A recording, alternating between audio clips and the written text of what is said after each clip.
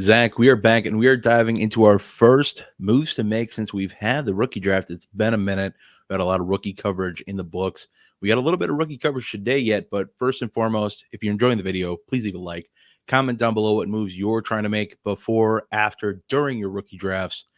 Let us know all about it. We want to help you out. If you want to get that much more help from us, check out patreon.com/Dynasty Rewind. Get in that Discord server for a free 1-week trial. Get as much help as you need in that 1 week. Then you can decide if you'd like to stay or not.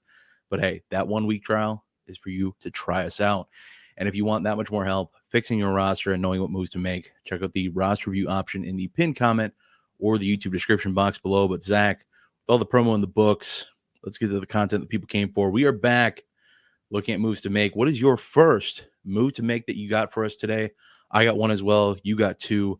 Also have the certifying moves to make segment at the end, so stay tuned for all of it.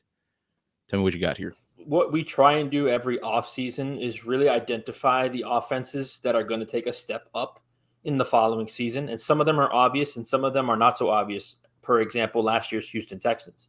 Nobody had them taking the leap that they took in 2023. I think a team that's very obvious to take a leap forward in 2024 is the Arizona Cardinals. And so for me, a move that I'm trying to make, particularly during, and both of these moves that I'm going to talk about are moves that I'm trying to make during my rookie drafts. I'm not trying to wait for that dead period in the offseason when everyone, or at least someone like me, is locked into their roster.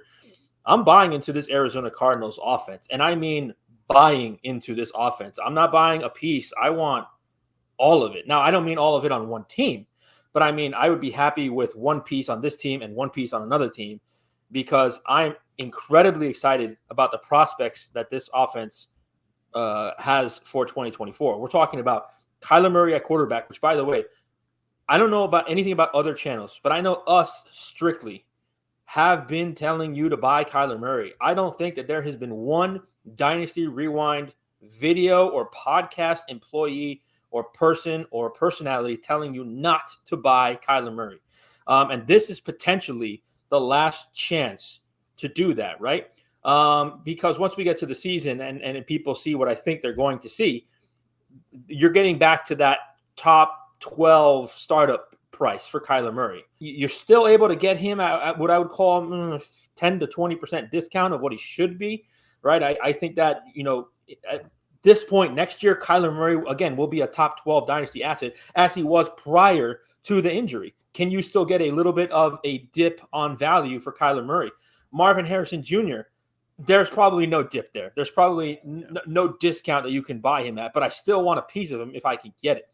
Trey McBride, I mean, good Lord, what a fantastic tight end prospect going into his third year. What is he, 23, 24 years old?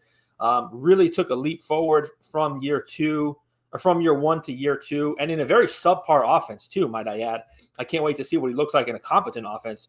And then we're talking more about the ancillary pieces, James Conner and Trey Benson. I think it's a great backfield, as a matter of fact. I'd love to have either one of those two pieces with context to each piece and person, I would add. And then, as of recording this, Zay Jones just signed with that team, and Michael Wilson is still there. I think Zay Jones takes the shine a little bit away from Michael Wilson. But, when you break down, I looked on PFF, both of those guys can play in the slot. So really, it's just a battle of which one of those is the Arizona Cardinals' number 2 wide receiver in 2 wide receiver sets, and who's going to be playing more in the slot. And maybe it's Greg Dortch. I have no idea, but I do think that Michael Wilson and Zay Jones could potentially play in the slot for that team. So I want a part of this offense. I don't want to list you trades for each one of these pieces, but I wanted to highlight some trades that I did find for some of these players. So for Kyler Murray, I saw a fantastic trade because I think it's polarizing. I think people will relate to both sides of this trade, but it was straight up in a 12-team Superflex PPR league.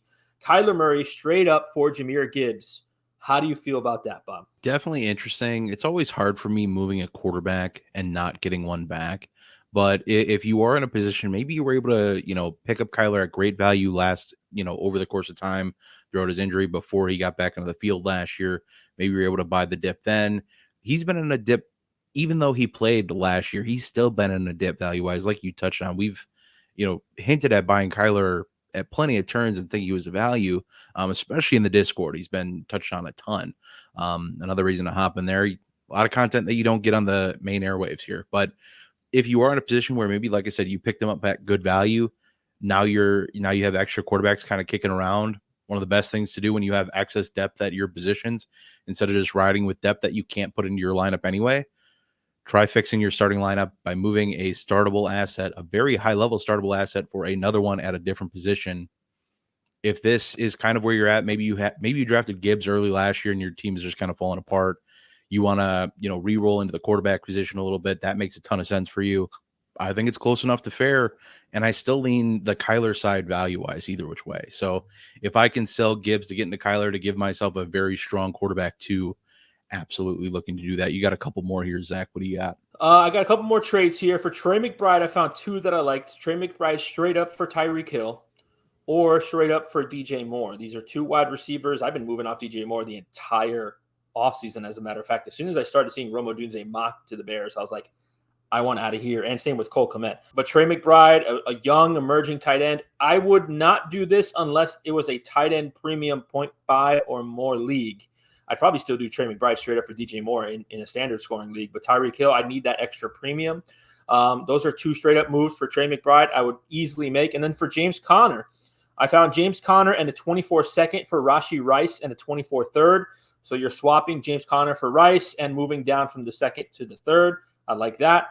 And I found James Conner for 224 thirds. And these are trades after the NFL draft. I want to make sure that I found trades that happened after the NFL draft because of the acquisition of Trey Benson via the draft. So very low cost prices. I understand he's 29 years old. You are only making these moves for James Conner if you're a more competitive team.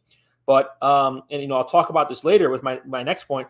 I like getting both running backs in a backfield sometimes. And James Conner and Trey Benson is one that I would love to have both pieces of. So just because Trey Benson was drafted is not stopping me from trading for James Conner. And just because James Conner is there is not stopping me from drafting Trey Benson. So I just am in love with what the Arizona Cardinals look like on paper. The move I'm trying to make this week is trying to have some of this Arizona Cardinals offense on my fantasy team before they take a step up in 2024. Love it. 100%. Trey McBride, I would 100% do the deal straight up for DJ Moore. One of the deals I made for Trey McBride in one of my leagues in my rookie draft, like you said, trying to make these before or during your rookie drafts, I moved back from the 109 to the 204 and picked up Trey McBride on top in a super flex 12 team 0.5 tight end premium. Wow. There are just some people who are not that in on Trey McBride. There's a lot of, smoke or whatever you want to call it out there, doubt that, hey, this addition of Marvin Harrison Jr. is going to really push him back. And sure, he's not going to be the one anymore in the pecking order, but hey, we want tight ends that are the 1 or 2 option in offense. Trey McBride thrived on opportunity and was efficient with that opportunity down the stretch last season. Love adding him. I take it you like that price to get him as well. Yeah, I think it's a great price. You're dropping down a tier. The second tier of rookie drafts in Superflex leagues start around 202, 203. Sometimes it is even 204. But you've had a couple of leagues where Michael Penix is going 202, 203. So maybe that pushes the Trey Benson to you at 204 or whoever you may consider at the end of that tier. So I think it's a pretty good trade there, Bob. I did get Trey Benson at 204, by the way, for clarification. So just to add on, look at that, point, you're buying two pieces of the offense I just told you to. I'm also buying in on the Cardinals offense, and that's a team that's kind of turning the corner in a rebuild. So I like the add of Trey Benson, who I don't think we see the final evolution of this season. I still think James Conner is a great add for a competitive team. And if you can add, similar to Josh Jacobs, I think if you can add both Josh Jacobs / James Conner, obviously James Conner is much cheaper than Josh Jacobs is. But if you can add their additional backfield mates in respectively Marshawn Lloyd and Trey Benson, I love that for teams that are just kind of continuing to try to roll on along with their competitive pushes at the running back position. All in all, Zach, I love where your head's at here with this concept, buying into the Cardinals. So admittedly, I've had some rookie draft woes. I haven't been able to get one of my favorite players. And a lot of this is due to just I haven't been in the right draft position. I've had a couple drafts where I was the 101 or 102, drafted Caleb Williams in both of those. In two quarterback and a super flex league, I took Caleb Williams. It just made sense. All of my other picks are in the later half of the first round. So the 108 to 109, 110 range, I think is where they've all been. I've tried to make trades up to go grab Malik Nabers, and I just have not had any success in doing so. So I have 0 shares of Malik Nabers, and that's a huge problem for me. With most of my rookie drafts in the books, by the way, I have some startups coming up that I am definitely going to be prioritizing the addition of Malik Nabers in, because I want this guy, but I don't want to cop out to that. I want to, solve the solution, mission impossible, trying to get this trade done. How do I buy this guy post-draft? You touched on it, wanting to get these deals done before or during your draft, before people are kind of locked into their roster. So what's the cost? And then once we navigate to that cost, is it even worth really buying in at that point? Or do we have to wait and kind of reassess? So looking through some trades, I think we can all agree to, I think we all pretty much are pretty big fans of Malik Nabers.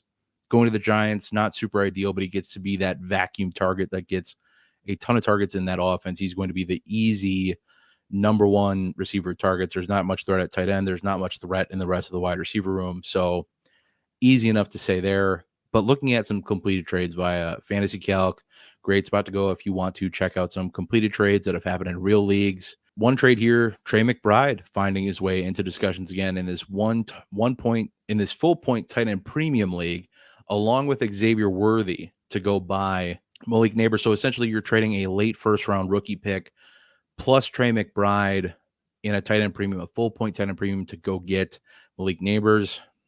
Kind of the cost of doing business. It's very expensive though.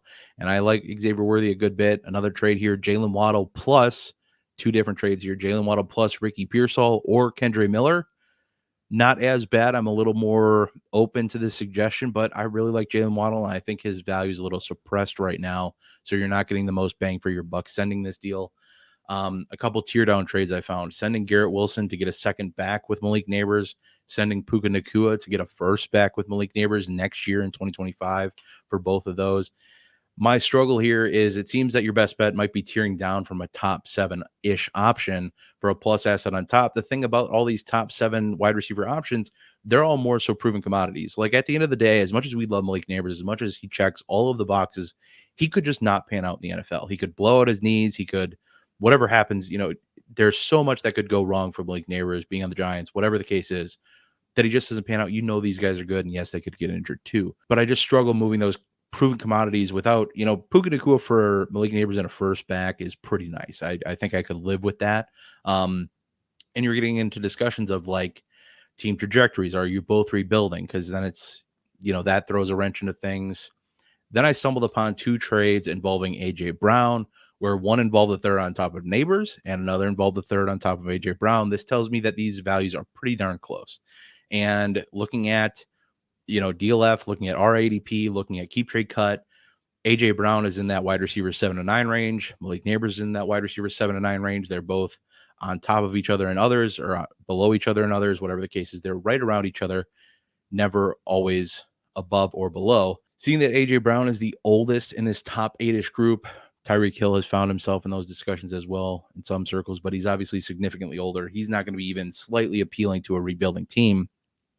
AJ Brown is the only one I'd really like to make a deal around. And as I mentioned, this comes down to the trajectory of both teams. If I'm competing and the Nabers manager isn't planning on competing this year or next, this deal probably falls flat. You're probably not able to get this deal done because AJ Brown, at the end of the day, older wide receiver who is, kind of in his prime now for sure. But how long does that prime where he's putting up top 5, top 10 numbers consistently, how long does that last? Is it worth it for that manager with where they're at in their build? All in all, despite my frustrations in trying, sometimes the value just doesn't quite match up. As much as I hate to say it and hate to, say or admit that I might have just missed the boat with getting Malik Nabers on my roster. Nabers is very highly valued right now, despite never playing it down in the league. And I get it. I love the prospect as much as anybody. And this landing spot opens up to a ton of opportunity right away. But I think he is just at that point of just being a tad overvalued. And I think that about Marvin Harrison Jr. as well, cracking the top 4 of wide receiver rankings for some people at this point.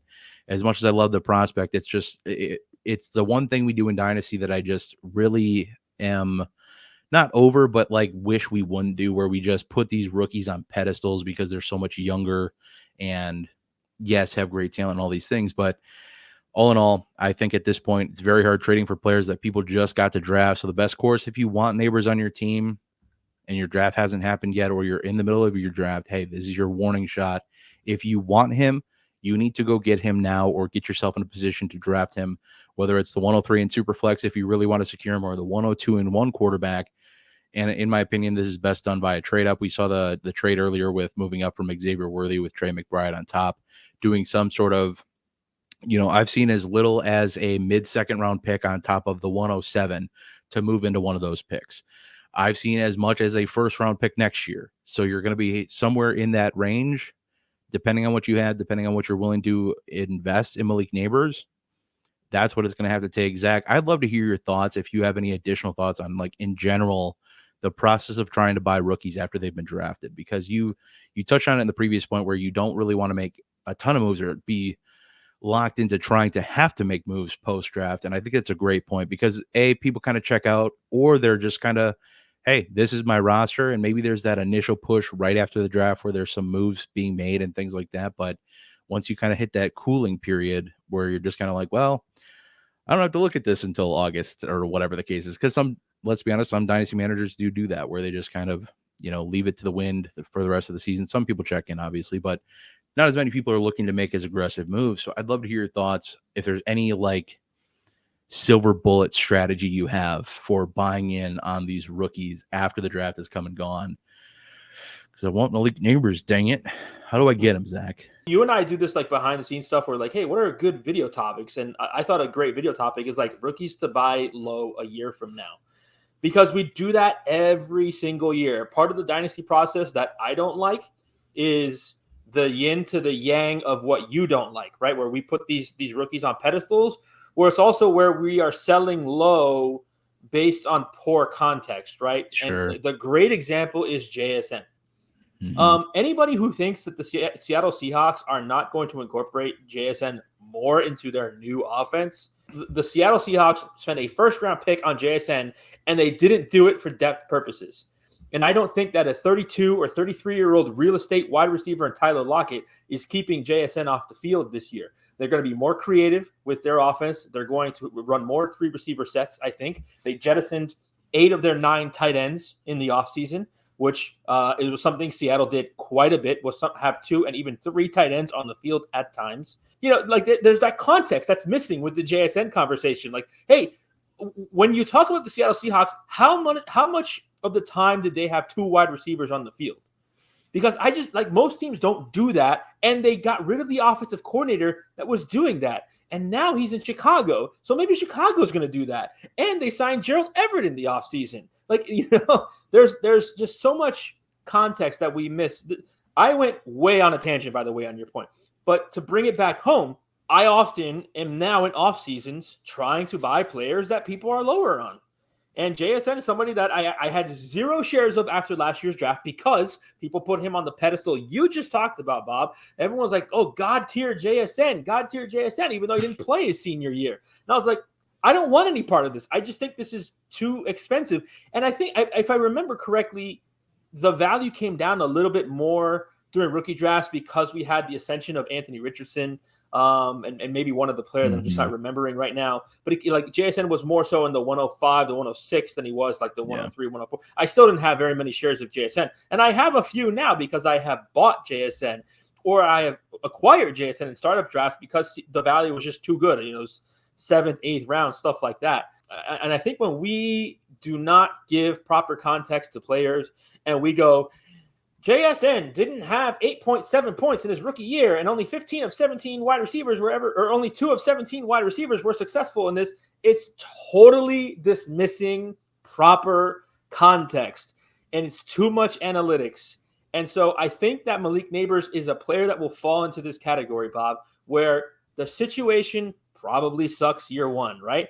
I really do think that, while I do think Malik Nabers will garner a large target share, they might not be the best targets. They might not be the best opportunities. And he's not going to have the rookie year that we want him to have.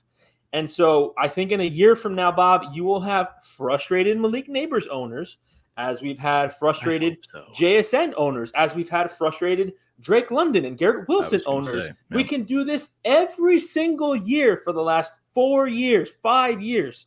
where there's a rookie or two that underperformed their rookie year and you can buy them low. So to me, you want Malik Nabers shares, be patient, wait until the offseason. But also, don't just buy blindly, right? Like, make sure you're understanding the context of if he did have a poor rookie season, why? Like, why did JSN have a poor rookie season? Well, Seattle likes to have 2 and 3 tight ends on the field, which means he's not going to be on the field as much. Make sure that you are, doing your research there. I know I'm talking to you, Bob, here, but I'm actually talking to the audience. I know. I got where you realize that there is still opportunity for this player to succeed. That is the most important thing in buying any player, is to make sure that they still have opportunity in their future, whether it's next year, whether it's in 2 years, because you need that player to have that opportunity to succeed. So to me, I'm either waiting for an injury like I always do, or I'm waiting until the offseason, because I really do believe that people will be lower on Malik Nabers next year than they are right now. I hope so, man. I would be such a big fan of that. And that's honestly the point you bring up about JSN is one that's not discussed about. I mean, the most easy one to look at is, hey, he had 2 top 25 NFL wide receivers in front of him. That'll put you down the pecking order a little bit. And it was a rather bland offense under Shane Waldron. At the end of the day, he was not designing an offense that was conducive to 3 wide receivers. And that's why we have our doubts with Rome Odunze this year, and other probably buy low target next year, because of the same thing, especially if we have Keenan Allen leaving next year. But 100% appreciate the additional points there, Zach. Great things to discuss on, and a nice way to kind of wrap up those 2 points. You got another buy here. You are just on this hill, man, and you are ready to go to war.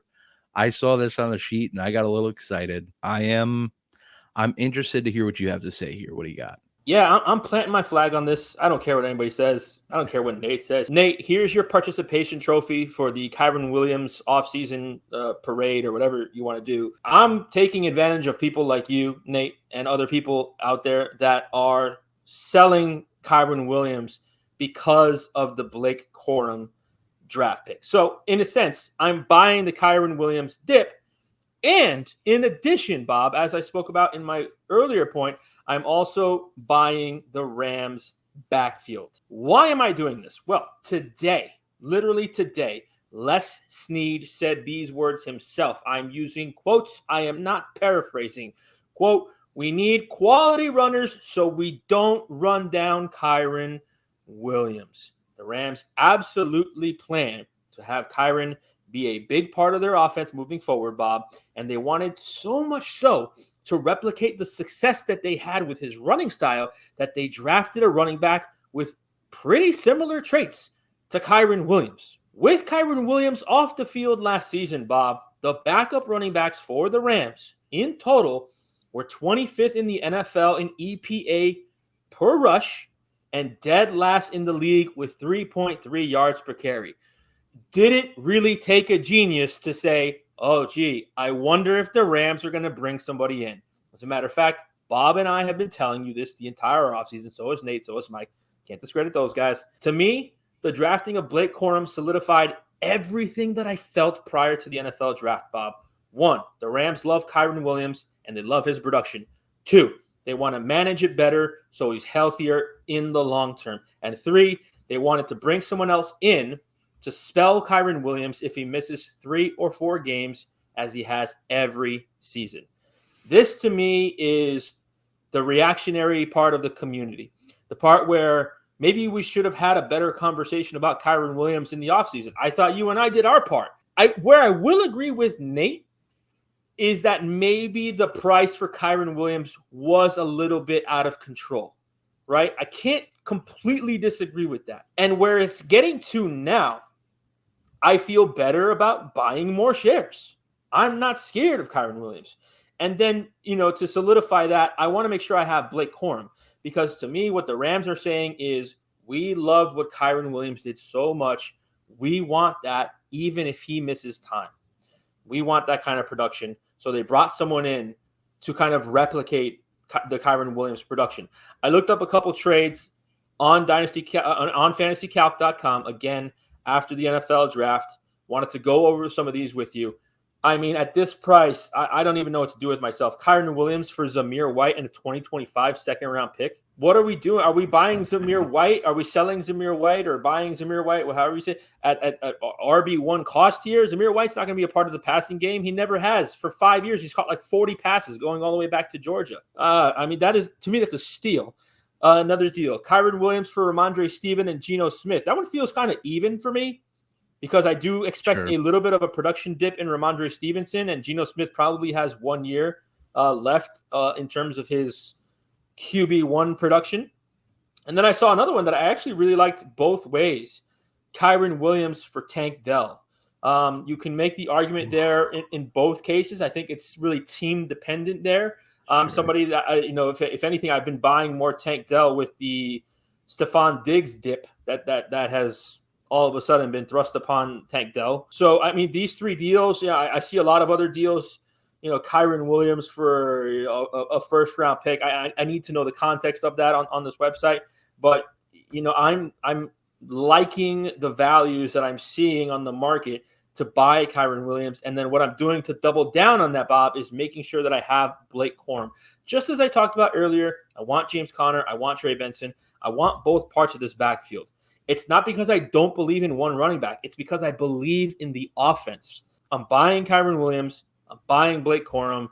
I want them both together on my fantasy rosters, Bob. Yeah, this one's tough because while I can acknowledge that I still love Kyren, I still love the talent of the prospect, and I do believe that this offense just genuinely likes Kyren Williams and wants to utilize him. At the end of the day, one of Kyren's biggest weaknesses that they maybe address in the situation to try to expel him and keep him healthy is adding a running back. I would have felt so much better about them adding a day 3 running back or a running back that was not this list end list, Jonathan Brooks, Trey Benson, Marshawn Lloyd, or Blake Corum. I was a huge fan of Blake Corum. I was the highest on him on the channel. Love his running style, love his vision, love his game. This is the, like I said, one of the 4 running backs I really didn't want to see. Anybody else, I would have been, all right, I feel pretty good about Kyren Williams still. But I think at the end of the day, this is Kyren Williams' backfield to lose. And I think as long as he can continue to produce, I don't necessarily think at the next level, due to Blake Corum's size, that he should be a bell cow, even though, the two shade of that statement is, well, he definitely was in college, and it's not like college guys are small when you're playing at Michigan and you're playing all these Big Ten teams or, top level teams. So at the end of the day, with the dip in value, you certainly shouldn't be selling him. I mean, because that was one of the questions we had during the live stream. It's like, well, what do I do with Kyren Williams now? It's like, well, you can't sell him because his value's dipped. The best way to insulate yourself instead of selling Kyren at such low cost is to insulate yourself with the addition of Blake Corum, one way or another. Either way, it's not even that, whether you're concerned or not with how this backfield plays out, if you have Kyren Williams, it's just smart practice to add Blake Corum at this point because of however the backfield shakes out, you're good to go. If Kyren Williams goes down and it's just for a little bit, great. Blake Corum's there to reap the rewards and be the top running back. And if that lasts a little longer and they get a little tired of Kyren Williams' injuries, great. You still have Blake Corum. It's the best of both worlds. If you can have both, if you get into Kyren Williams on this discounted price that you've talked about here, adding Blake Corum just makes sense. Whether you are in the camp of, well, Corum's going to replace him, Corum's not. Adding running backs to backfields that are really good, or from backfields that are really good running backs like Corum, especially with a running back that has shown injury history like Kyren Williams has, just smart practice. And it's all about the process here. At the end of the day, as much as we can love Kyren Williams and all of his talents and skills and efficiencies from last year and workload, I mean, Kyren Williams was darn good last year. There's no denying it. And with all of these other, to credit Nate, he's been very correct with some of these day 3 running backs. And I think the defining factor here for me is the level of play that Kyren Williams put together. It's not like Dameon Pierce the year before, who was still admittedly, while decent, not nearly as efficient, not nearly as successful in every metric. Whereas Kyren Williams is just blowing things out of the water, where he's performing like a top 5 running back, whereas Dameon Pierce wasn't top 5 in any single category. He was barely scraping the bottom of running back 1 or 2, or the top tier running back 2, I should say. Hey, I love sticking to the guns, and I'm hopeful that Kyren Williams can keep going. I did cuff in one of my leagues Blake Corum to Kyren Williams with a 3rd round pick, I think, too, or a late second. One of the two, I was like, well, I have Kyren. Like Corm's chilling here. I don't really like anything else. People have drafted all the players I like more already, so I'm going to take Corm here. So like the process here, like the concept. Getting into some certifying moves to make, we are taking a look at some of the completed trades right from our Discord, the completed trades tab, and certifying if these are in fact moves to make. And I'll tell you what, we got 4 trades to look at today, and this is just a tip of the iceberg because that Discord has been going a little ballistic with the trades lately. But hey, all about it, all about helping get some deals done. So in this process, hey, we're looking at this deal. Do we like the deal? What would we do or alter to make the trade a fair value if it isn't already? Let's talk about what side we like, what side we don't like. Zach, getting into the first one here. I know you are not a DeAndre Swift fan, but maybe you will be at this value. Sending the 204, which in this 10-team Superflex League is technically pick 14 as opposed to pick 16 for DeAndre Swift, plus the 24-404, which is pick 34 in this format. Zach, is this enough for you to buy in on DeAndre Swift? Are you interested in this deal? I think I am personally. What are your thoughts? Yeah, so if we want to relate this to a 12-team deal, this is essentially the 202 for DeAndre Swift and the 310. 310. Mm-hmm. Yeah, I like that. That's not bad value. I think 202 is right kind of where the second tier starts. Your Keon Coleman, maybe Trey Benson is there. Pearsall, Leggett, that's where that tier of players kind of starts. I don't think that's a trade I'd make myself, Bob, but I got no problem with the value there. So that's a fine and fair deal. I'm with you. I think as much as I don't like DeAndre Swift, you're not paying a first-round pick to go get him. And I think in a lot of leagues you are. If your season happens to crash and burn by the time we get into the season, DeAndre Swift might be doing really well where you could flip for a 25 first and you just turned, the 204 this year into the 404 and a 25 first, which is almost just like silly to be able to do. But hey, I'll take it for what it's worth. And we will move along here to our second deal. And in this one, we sold Jalen Hurts for Caleb Williams and the 25 first-round pick in a Superflex 12-team start 10 league. I think that kind of plays a role here for me, at least. What are your thoughts on selling Jalen Hurts for Caleb Williams plus that 25 first? I love it. I love that deal. There's a world where Caleb Williams is just as or just less or even better than Jalen Hurts. And now you've added a 25 first-round pick on top of that. I absolutely love this. This is how you tier down. You tier down and you possibly even tier it up. You don't know. You have to wait 2 or 3 years to see how that turns out. But I don't think in the long run you are losing that much from Jalen Hurts to Caleb Williams. And there's also the case that maybe Jalen Hurts is not as good this year because Jason Kelce is not there to help with the tush push. He doesn't get as many goal line opportunities, and Saquon Barkley is there. So I think this is a phenomenal deal in acquiring Caleb Williams and a 25 first. Yeah, and I should have added on, too, that this is a 6-point passing touchdown league as well. So it neutralizes some of that disparity between passing touchdowns and rushing touchdowns. So that, I think, as well leans itself to the Caleb Williams side where he's not, obviously I don't think he's not going to rush for 15 touchdowns. I don't think that's going to happen. It'd be cool if he did, though. But he's probably going to throw for plenty of touchdowns, and that's going to help him get up to this point. And then in the start 10, that 25 first, if you're knowing who to draft and knowing who not to draft, that should hopefully turn into a starter for you as well at some point down the track. Get a younger quarterback, prospect for next year. Or if you're a competitive team, you can maybe flip that pick.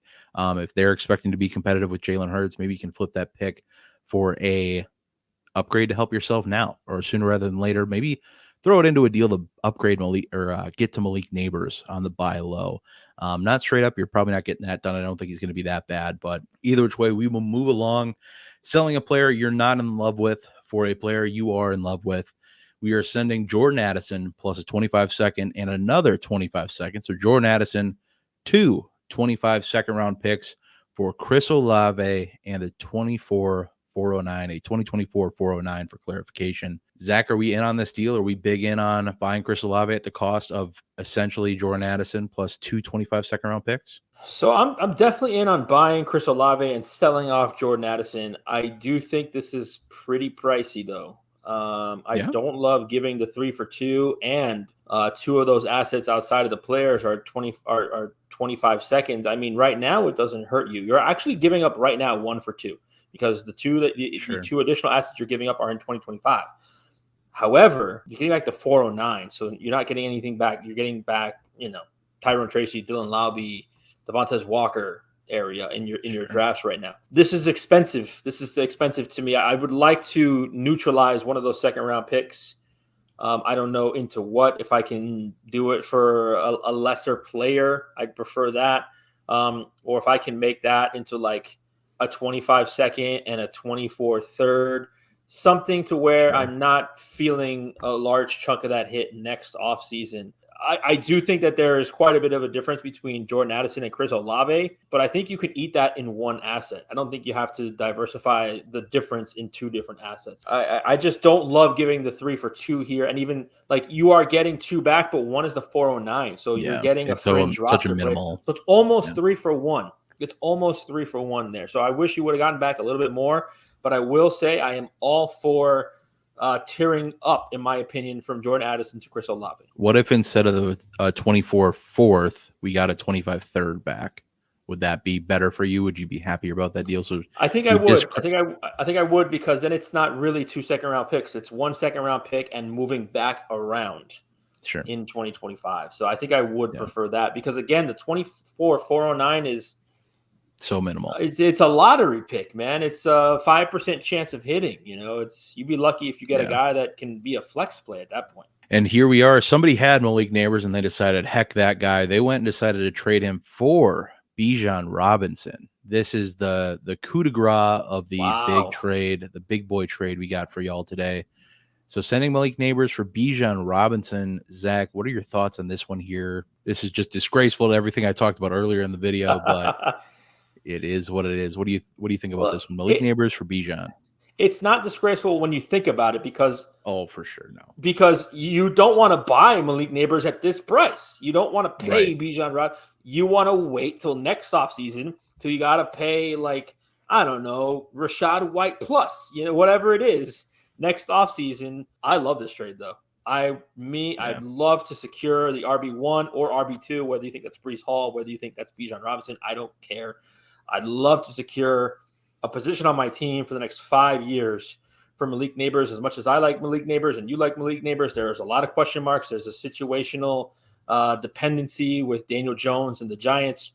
Who knows if, Daniel Jones doesn't succeed? Is Brian Daboll there next year? That could take away from some of the value of Malik Nabers. So to secure yourself at running back for the next 5 years, I love this trade in acquiring for Bijan Robinson. Now let's take the flip side of this, because I know I wouldn't send Bijan for Malik Nabers. As much as I love Malik Nabers, I'd want something on top of that coming back. So let's put ourselves in the shoes of, we are selling Bijan for whatever reason, whatever it may be. We went all in last year. We won. We have this cool running back asset that we want to diversify a little bit. Somebody got Malik Nabers. This is the most accessible wide receiver we can get to for whatever reason out of this year's rookie class.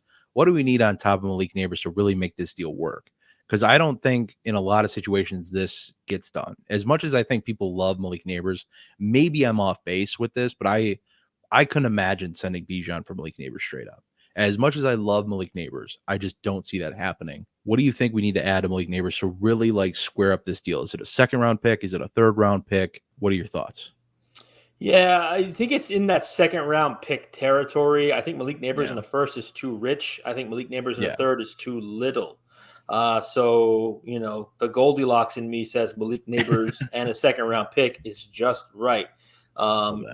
That should get a deal done. I agree with you. I don't think Malik Nabers straight up for Bijan Robinson gets this deal done. So good job by our patron in our Discord for nabbing himself the RB1 in Dynasty Fantasy Football. No, 100% love this deal, but I like I said, I don't think it would get done in a lot of circumstances. But hey, like you said, kudos to you for getting it done and all these deals getting done. We love the raw basis of these concepts either which way, and these are some of the deals you could be making if you hopped in the Discord as well. Patreon.com/Dynasty Rewind. Get in on that free 1-week trial if you want that much more help figuring out your roster. Get a roster review today. Check the pinned comment or the YouTube description box below. But with all that said, Zach, all the promo in the books, we are going to get the heck on out of here. I hope that y'all have a good one. We'll see you in the next one. I fucked up my my little catchphrase there at the end, but that's okay.